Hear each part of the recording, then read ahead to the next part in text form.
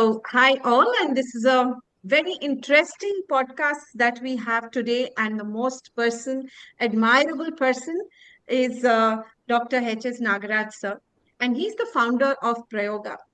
And we have this topic called as Prayogashala, is where experimentation and in education. So, this topic of experimentation in education itself is a very interesting thing because with the upcoming of NEP and the SDG goals, and where we are trying to make huge changes in the transformation in the education space itself. And so it's a warm welcome to see that you have made time to be a part of this podcast and listening to your the experience, the kind of experience that you've had is going to be a wonderful talk, is what I understand. A warm welcome to you, sir. Thank you, Dr. Shanti. Thank you. Thank you, sir. And So, a very yeah, good please tell morning. me, sir. Yeah. Thank you, sir. Very good morning. And so it's like, as I always say, I've taken a lot of energy. Because whenever you climb up the stairs that had come to Prayoga, I was like, my God, do I just, breathe so hard when I just climbed up few stairs and this person is just climbing down the stairs so easily. And that's always one inspiration that I take from you is the body and mind, how you've kept it fit and every day that, you try to move forward. So with this, we just wanted to ask you, like, give me some the kind of inspiring journey that you've had as a teacher, as a physics educator, then moved on, and also your initiatives in Sri Shankara Cancer Foundation and Tapas. So it's a huge thing that you listen, but I know it's very difficult to capitalize everything in a small thing, but I'm sure you're going to share some very exciting journey that you had, which is very close to your heart. Let me start with my sort of, what should I say, early days. I grew up in a village amidst nature. Oh, Nature is the best teacher.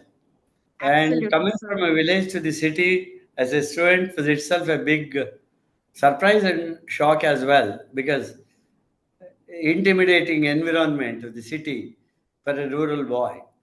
I started my career as a physics lecturer in the year 1966, much before most listeners were born. then, then what happened was I had to do physics teaching, not as someone who knows physics, but the objective is enabling learning.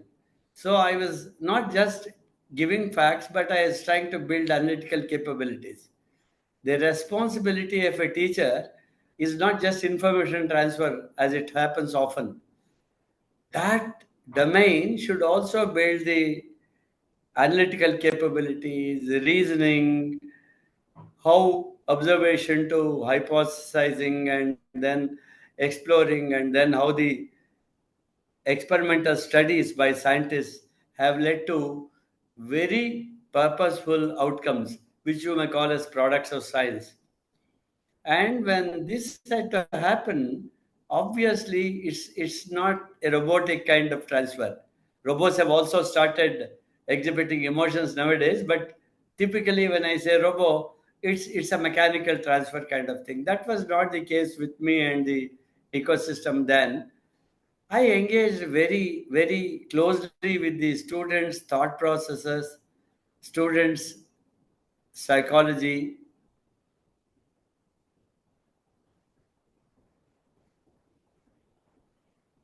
I can continue. Oh, yes, sir. Please, please. uh, I continued very closely with the, say, thought process of students. I taught for about 25 years. And then, as I journeyed, I was also involved in developing the curriculum for electronics at PU and BSc courses, lot of teachers training programs, encouraging fellow colleagues to do research. These were all the kinds of things. Thus, it was not a routine teaching classroom kind of scenario. It was more a team navigating together for the bigger cause of students getting self confidence, students understanding that they are capable of learning, teachers have to step in only when students cannot learn on their own or have difficulties in some aspects. Children can learn most things on their own. So this kind of an instilling of confidence, etc., also used to happen. And those days, classrooms were very strict. Students couldn't even turn this side, that side, but that was all. But outside of classroom, the feeling that teachers and students were emotionally connected was the journey. So that made me understand that it is not information transfer and far beyond. It's transformation of the confidence and self-learning capabilities of children. After about 25 years, I came out of that formal system and then started an organization called BASE, which was first organization to train students for competitive exams in the state. Uh, Base is something I'm sure people will recall it. It was the first thing that started off actually. that was the first in the Karnataka, and at that time, Yes, hardly two, yes. three people used to go into IITs. That was Yeah, also yeah. because Karnataka had wonderful engineering colleges compared to the neighboring states. So that's also one reason people stuck to local engineering colleges. But anyway, some of them were truly the best of best. And therefore, this organization's interest was to build a system where more people can go into the All India institutions. In fact, 90% of those people who qualified into IITs those days have all left this country and they're mostly in US and so on. But yes, they also are needed for this country. Some of them do have come back To and come so back. Yeah. and they are also contributing to the technology world, which also influences India. At that time, the institution was not started with an idea of the money or the finance driven kind of organization. Children from Karnataka should make. And one of my colleagues used to say, sir, at least one bogie of students from Karnataka should go to IIT Chennai. In other words, 72 people form a bogie in the railway journey. And we crossed 100 when we actually, 124 people went into, qualified into IITs when I came out of that. But one thing that was affecting our thoughts was okay for urban people and those who can pay a little fees, base was okay, but there are many people who can't afford, and there are people in the interior villages who are not even aware of what the IITs are, though they are as good as the children, city children, or even better. Some of them are more dreaming and more hardworking. Their stomachs are more hungry. So we started with Rashtrotana, a program called Tapas, which the idea was conceived together. And we would select about 40 to 45 students from the poorest of poor. The annual income for those students' families should be less than a lakh of rupees per annum. Most of the times it was not a lakh, it was not even 50,000. Some of them could not even travel to the city, and Rashtrotana used to enable even their travel, their Travel food, their also. and so on. Oh, And BASE took over the entire responsibility of teaching those kids. And teachers at BASE were, of course, teaching the city students, but they would say, sir, this we teach for our basic survival. But if I teach the tapas students, the program was called tapas. It was truly tapas because those people had a dream and they would virtually do a penance kind of thing. And my teachers would say, sir, give me some opportunity to teach those teaching tapas. village kids, the Oh, deprived kids, so that we have some internal satisfaction beyond what we do for our normal teaching. So that was the kind of emotional attachment. And some of them have done today so well. They are postgraduates, they are working in big organizations, some of them have become entrepreneurs. So that way, Tapas gave me a lot of insight into what poverty means, what the inner ethos for the deprived. Because it's easy to say they could not afford. But what does it mean? If I were to be in the position of such a student, how would I feel? So absolutely. the, Very the, true. The social angle actually impacted everybody around me, and that gave us lots of satisfaction.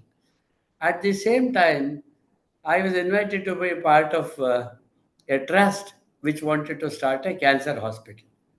That was by Dr. B.S. Srinath, and I was one of the first five life uh, Like trust members, founding trustees. trustees. We were five people, and now it is about 10 people. Now it's about a 500 bedded hospital.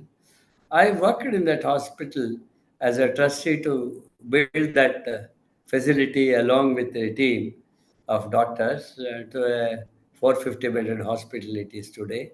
And it's one of the most respected cancer hospital and research center. So healthcare and education are the two things that actually been intertwined in my journey. In fact, caring for the unaffordable was there as part of my journey. In fact, the very second year of my teaching career, there's a place called Ragiguda. The temple and other things were not there.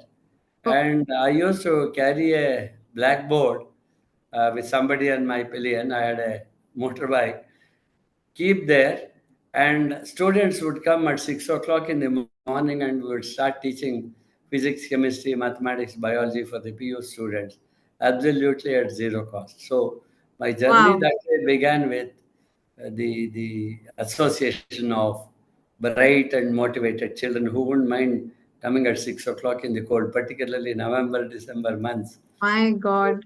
It was really chilling in a way. My God. So this is So about it's my like journey. students also coming has become so motivating for the educators, no, sir?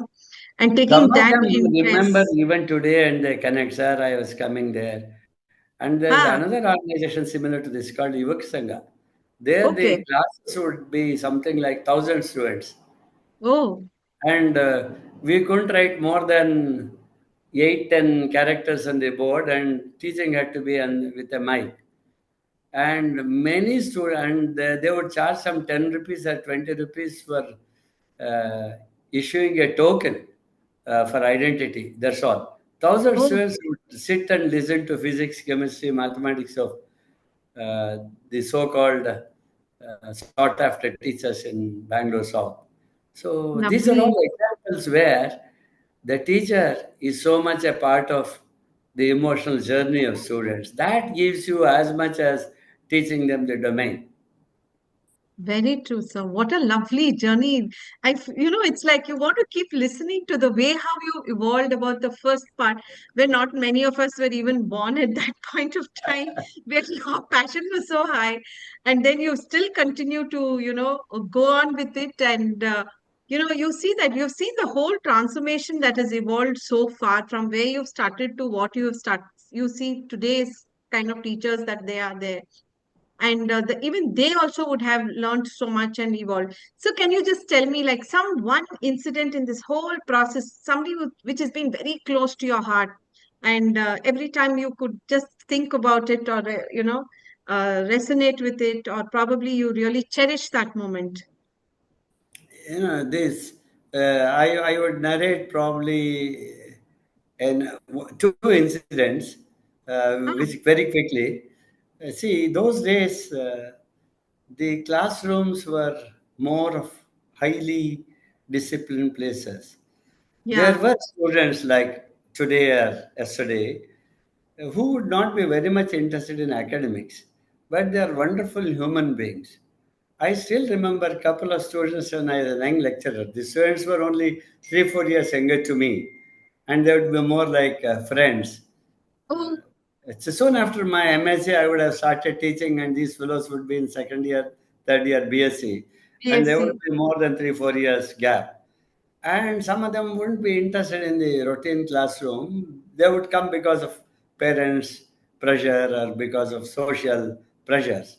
Pressure. They were such wonderful boys. They would be sitting somewhere on the benches, stone benches in front of the college building.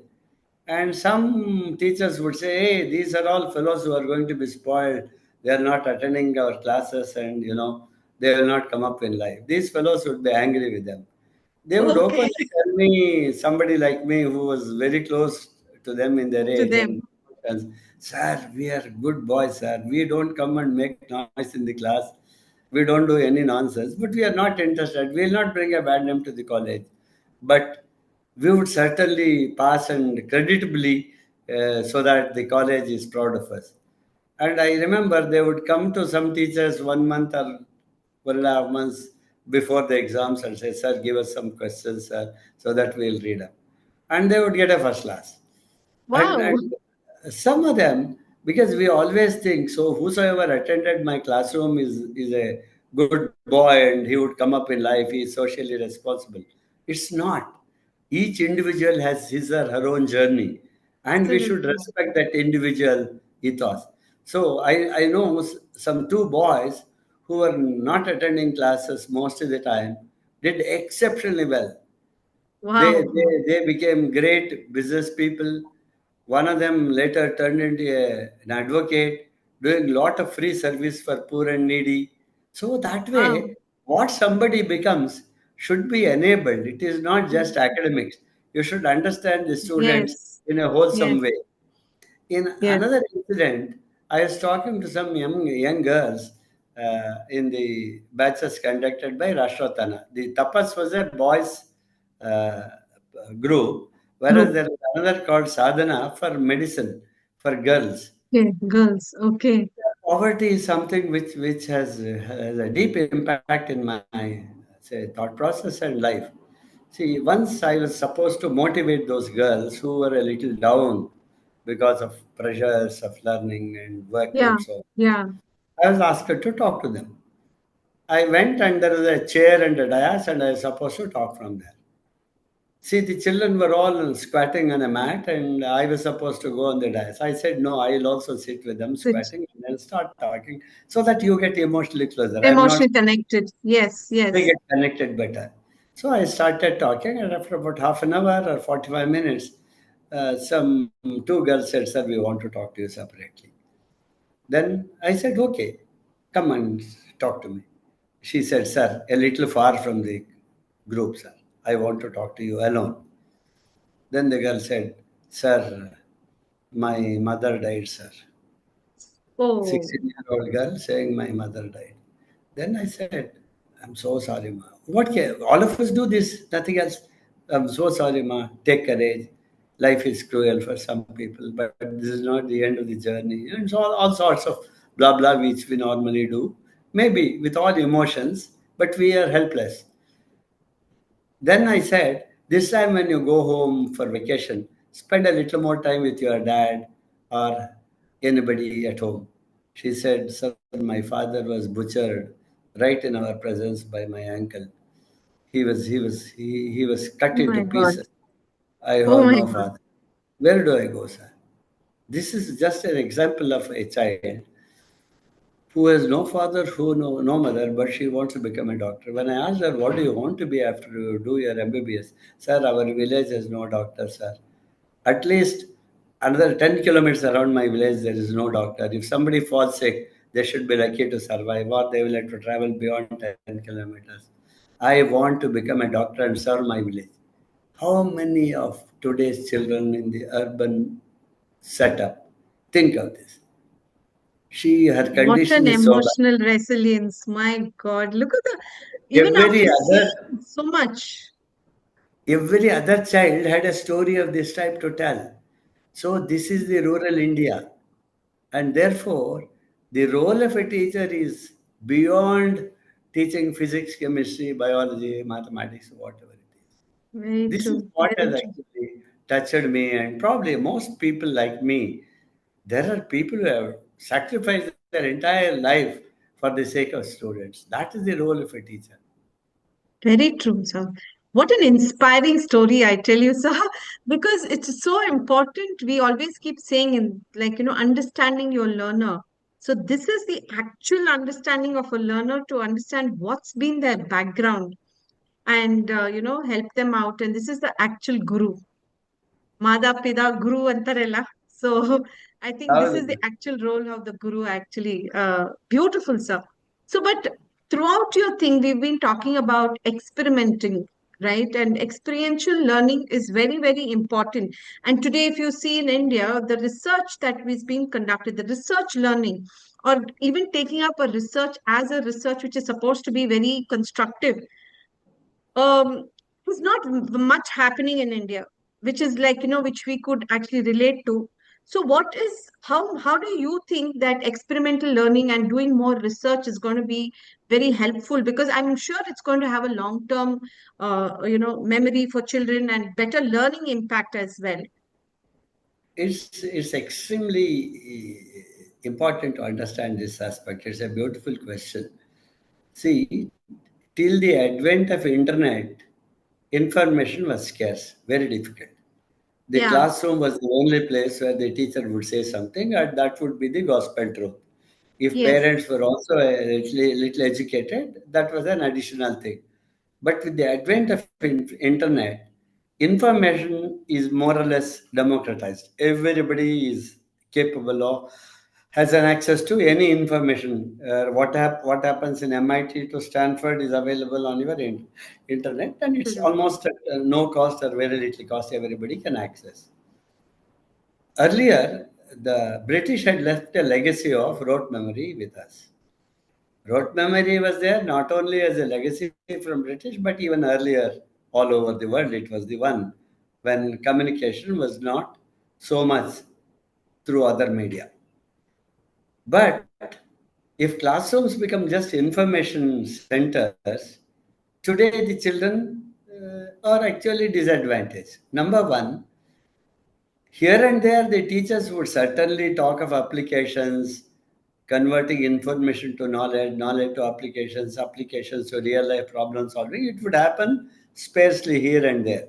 But in most classes, information transfer itself was a major thing. But today, a 5-year-old child, 6-year-old child tells her older sister or brother, hey, go on Google, you will get the information. So Mm. information is now available at the fingertips of children. So making them sit in the classroom and giving information is actually not just counterproductive, but actually against the interest of the children. Einstein long back said, anything other than experience is no knowledge, it is just information.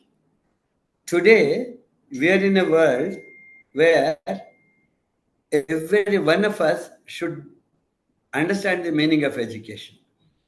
Education is one which can build the thinking capability of a child or a student and then look at knowledge for applications and solving real life problems. If my physics, chemistry, mathematics, or biology that I learn in the classroom doesn't serve that purpose, I have actually not only not helped the student, but I am actually misleading the student. That is the scenario.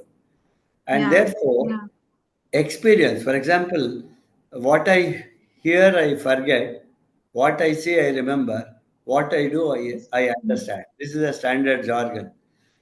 Therefore, somebody learned swimming 50 years back, let us say, and if he slips into water, he will be still able to swim and come out.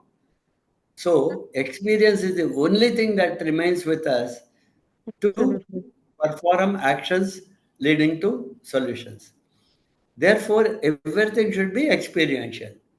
Yeah. Now, Yeah. the new education policy amply amplifies this and says learning of science in particular and also of other subjects should be experiential. That is, children should observe, hypothesize, explore, collect data, organize data, make conclusions. They shouldn't be told Newton discovered three laws. They should discover the three laws of Newton, and this gives them the process of science than Yeah. just knowing the products of science. See, the Yeah. present way of learning is more like history. Very Akbar did true. this, Babur did this, Aurangzeb did this, Akshoka did this. This is not what children want. How did they think and evolve?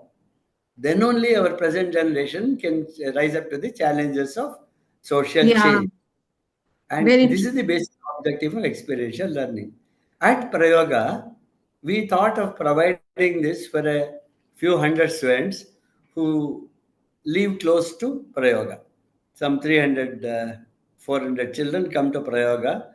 They learn their entire science of the school curriculum from 6th grade to 10th grade with hands-on experience, including their teachers also learn because those teachers didn't learn science the experiential way.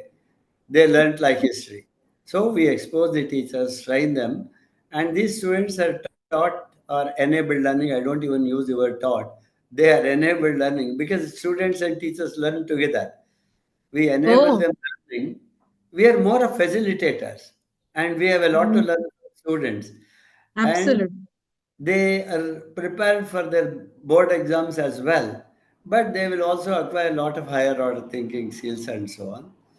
And we are also working with totally 112 schools. 90% of these are government school kids. Okay. We start the program from 6th grade, go on up to 10th grade. Every Oh, child in these schools where we are associated gets the complete equipment for learning the entire science related to their NCRT through activities. We give them so wonderful. much material. And Wonderful. in fact, in government schools, attendance has improved. Children don't That's the impact. remedial teaching has come down.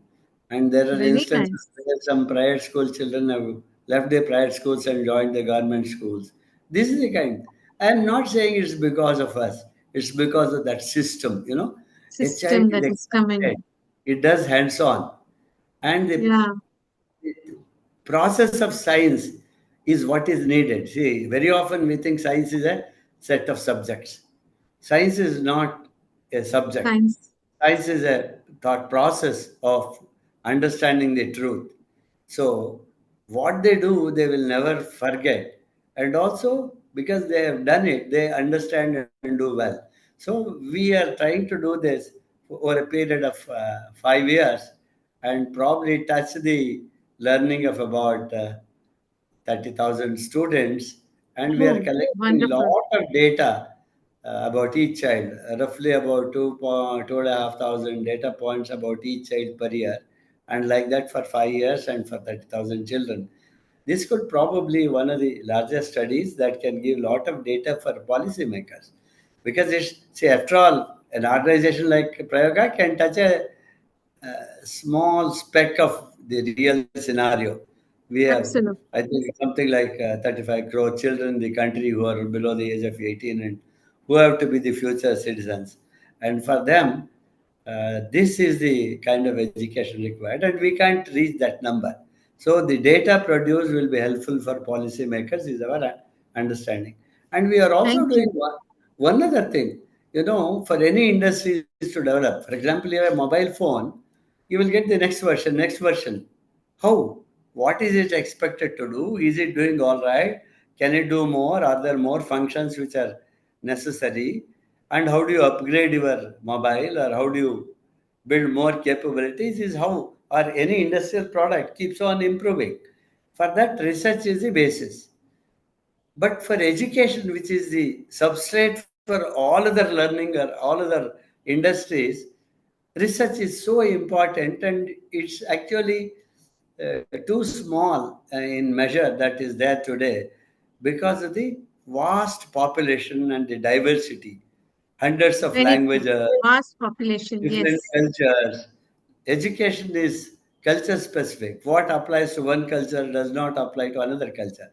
You can't in toto born what is happening in Finland or Singapore mathematics learning and so on. So we are trying to work on that. We have another program where the Oh, highly curious, highly interactive or questioning kind of students are given an opportunity to come and work with senior scientists who have their PhDs and postdoctoral fellowships in our state of arts laboratories. And that program is called Anveshana. In that, about 11 publications in international peer reviewed journals have happened in the last 2 years, and many more are in the pipeline. Rural children, first generation schoolgoers have published papers, wow. That's amazing. That's very including nice. an Elsevier publication, which is one of the most respected publications. First generation school goers, girl children have published papers. Published. And Oh, in addition, we are also doing a lot of research in that's yes. programs called So Dhatu, Krida, and so on. now we know why, research and publication is so close to your heart. And of course, like as much as what you said, the Anveshana program that you have is a very important program for students to come experiment and learn. And I think it's around 1 or 2 months. Anyway, we're going this sets me the context of the next question. So, like, see, Prayoga is envisioning a larger change, especially through one big program is like Anveshana. Then there's another program I think that is happening in terms of learning. We are only talking about, then we learned something about geography where we're learning about those rocks and stones. And I think you should give some light for that. And so people get to understand you don't only learn this, but experiment is there across. And when you touch and feel about it.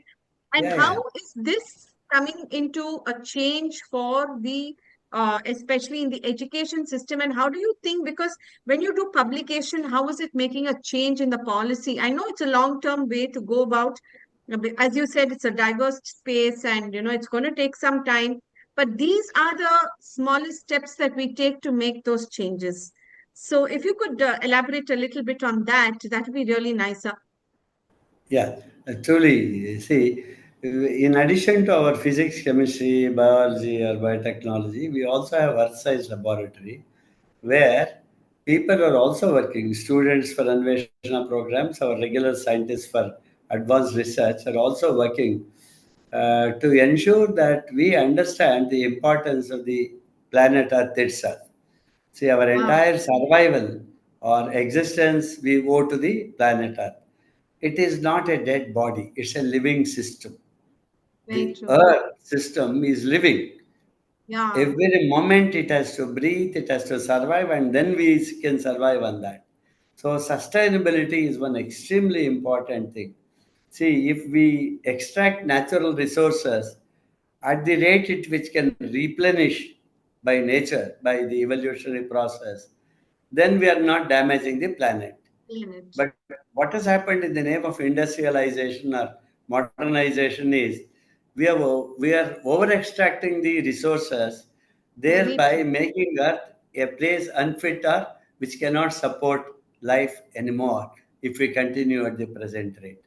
And therefore, nobody can understand and appreciate it better because the next generation, the citizens of this planet, if they understand, they will do something to protect.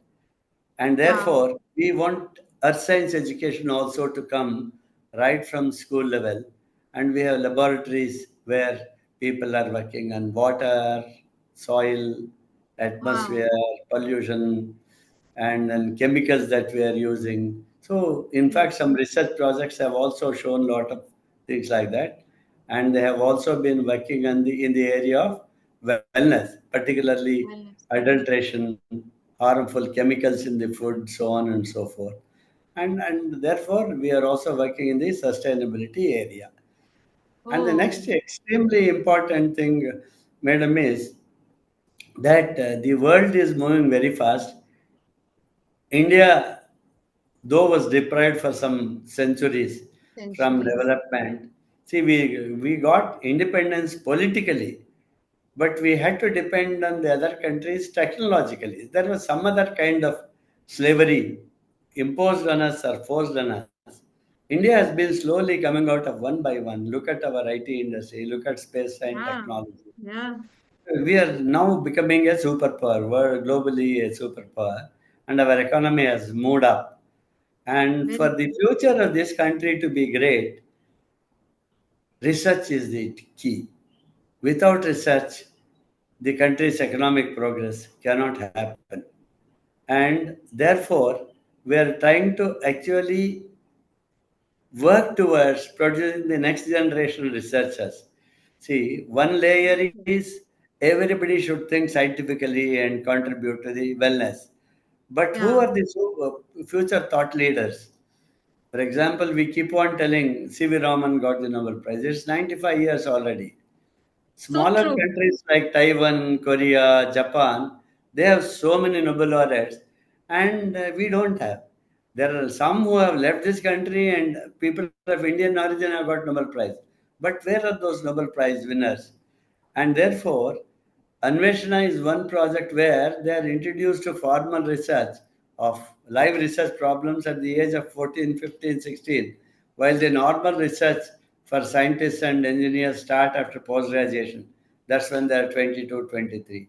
So 7, 8 years of lead time will probably produce or help in enabling students to be world class scientists. If we don't capture that space of research, we can't become a superpower. And in that Very true. sense, and that too with artificial intelligence making a very, very uh, Progressive. comprehensive percolation into every walk of life, Yes. routine jobs are likely to be lost. That doesn't mean we have to become sort of disillusioned and start crying.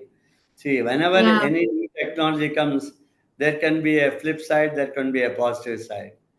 If only through research and other methodologies we build uh, the ability to do hands on, build creative skills, decision making skills, critical thinking, problem solving, India can continue to be growing as it is happening. And therefore, our Atmanirbhar program or whatever it is envisioned for the country's future is possible only with research.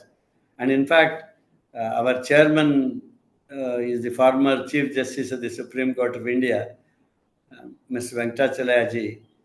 He has told several times, Nagaraj, 1,000 Prayogas in the country will make this country very different in 10 years. So that is the importance of research. Beautiful, sir. Very beautiful thought process. Now, it's actually bringing in the actual envisioning of your, the kind of how Prayoga is looked at, and how do you think, like you also put in some light about how we could, looking at Prayoga and lot many Prayogas coming in. So where we can bring about the change and the experimental learning that we want to bring. So how do you envision that maybe like, with this, with the research and with the kind of, I know the quality of research has been extremely very good as what you all have started off with. So how do you think like it can bring in, and what is a way forward to bring in small changes in the policy, or even some small changes in terms of the education system? I know you're trying, but maybe one or two success stories which could make people think around as entrepreneurs, how maybe one story that would be really enlightening for people as well. Maybe one of the things I should say is basically, see, with the new education policy, there is a lot of flexibility. Yes, People can yes. choose subjects. So research itself can be a methodology, just pedagogy. Methodology. Research is a Yes. pedagogical approach, and we should have a lot of studies. In fact, people are trying to build small versions of Prayoga and offer this kind of a facility in other places. At least some two, three have happened recently with us. They associate Very with us, nice. they provide. And just as Prayoga is offering all these facilities, like, either Kriya or Anveshana, absolutely at zero cost to the children, these institutions who are associating with us are also trying to provide this as a free service. I keep telling, see, imagine your child is a wonderful child, an angel, Yeah. a godly child. If its ecosystem is not good, it's negative thoughts and antisocial kind of things, the child cannot survive. Therefore, educating the next generation is not just the responsibility of the parent or the child, it's a responsibility of the society. That way, a Exactly. lot of support from corporates and other people, individuals, through CSR and donations have started supporting Prayoga. Like that, it should become a movement actually, and more such institutions should spread across Should the spread country. across. Of course, this to happen, there there is a need for a proof. Like an institution is ethical, it has performed well, you are able to see the results, and so on. If that happens, I'm sure many more will come. In fact, you asked for one small story example. See, in fact, 9 to end of 8th actually, 9 to 11th, 12th grade children come and do the Anveshana program, spend 2 months in the summer. They spend another 3 months connecting remotely. And apart from just journal publications, we have three groups of students or Anveshana groups which have produced materials which are patentable. We are doing Wow. some. Imagine a 10th grade, 11th grade child producing a material which is so Which is important for its applications, which can be patented. patented.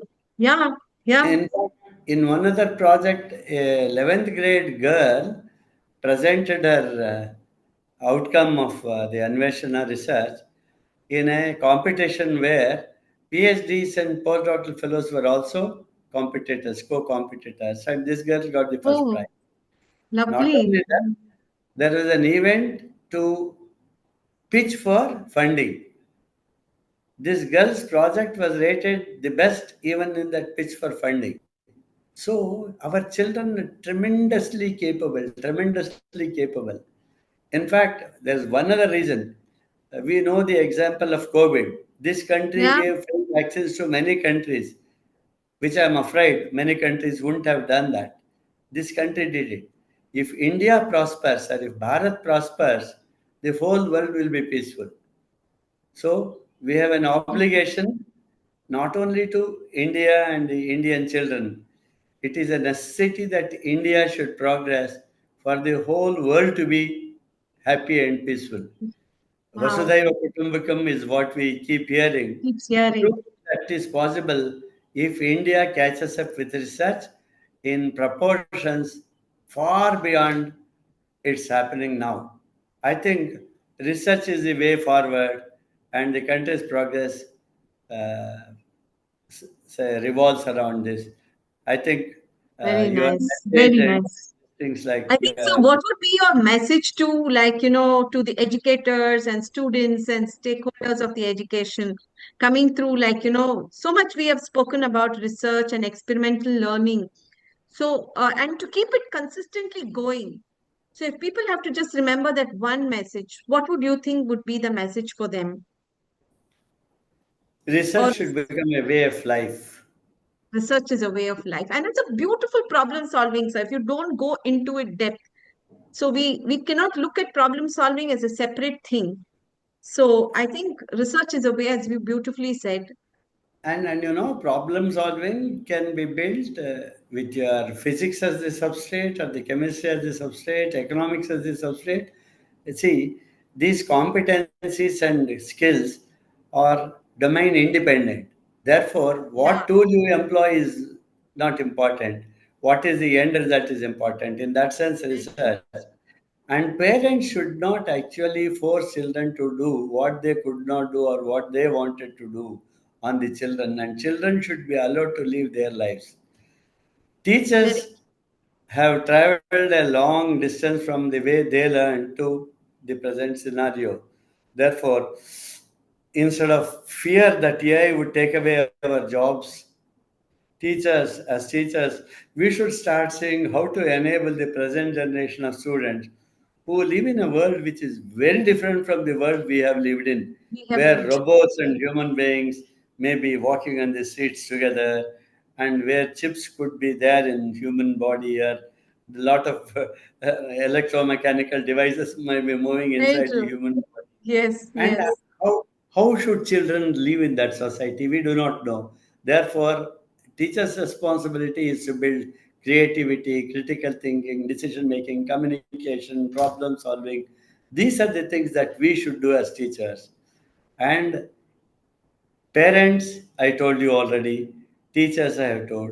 Students should not be simply looking at marks and marks cards as what they can actually rely upon. Experience is what they should.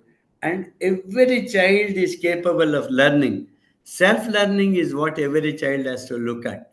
In fact, just as a child doesn't want a mother to carry in her shoulders once it knows how to walk, once somebody is able to read and write, the child should be encouraged to learn on its own. And Hmm. parents and teachers should be more of facilitators. We should say, Educators. you can't understand, I'll teach you, then learn. No. Hmm. Allow the child to learn. Where it needs the help, we should do. This is what we have to do.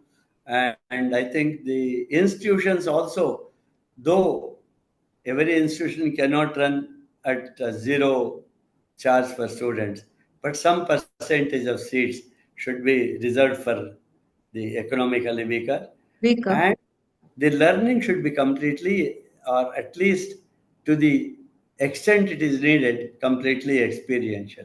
Imagine an engineer passing a lot of exams by theory, I vis a know. vis somebody who can spend 80% of time in the laboratories exploring and coming out with innovations. I think I'm hopeful that the education system is going to change shortly, and by leaps and bounds. That that's the only way, and we have started realizing, and the country is geared up for this. I'm very hopeful uh, Wow. that the country is going to be great through this change in the education. Thank you, sir. What a wonderful conversation, and what a way look forward. We all sometimes feel, where are we heading? Where are we heading? Looking at your conversation and being looking at it, it's so hopefully saying that yes, it's going to make a bigger change, and we are going to be the biggest change makers if we go on persistently and consistently with research. And that's the way to end our conversation. Thank you so much for your time, sir. And I'm sure this is very effective and a very powerful message for saying, oh, we are not going to make a change. We are going to make a change, and we are progressively working towards this. Thanks a lot, sir. Thank you. This generation is lucky to be passing through this great change that we did not see in our generation. All the best for Yes, the but future. Thank you. thank you, sir. And we are actually facilitating, sir. So, and we should also, we are also evolving and learning. No, we have to change very fast. Otherwise, we become illiterates too soon. Yes, yes. Thank you, sir. Thank you Thank you. so much for this Wonderful. wonderful conversation.